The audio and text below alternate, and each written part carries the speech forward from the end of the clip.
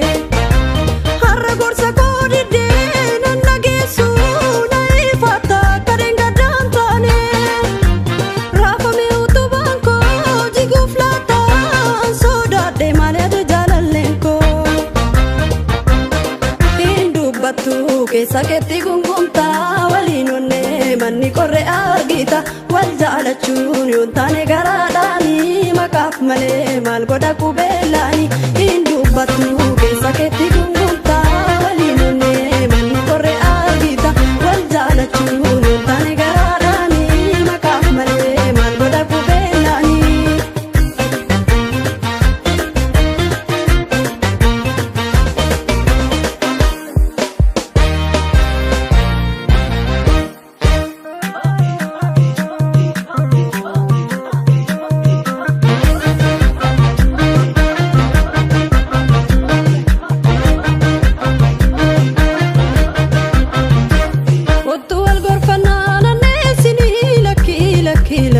Lakki jaalalee mana ijaarrataa waliin boruuf warra liigalee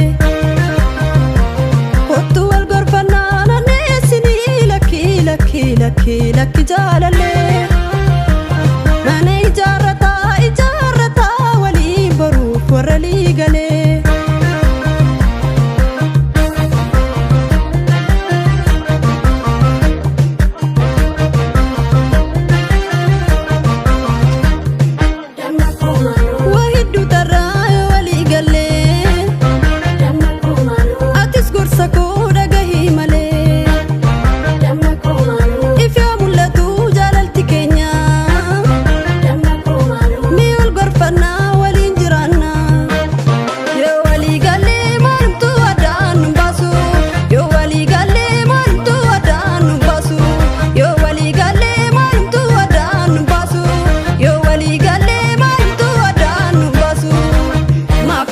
Mali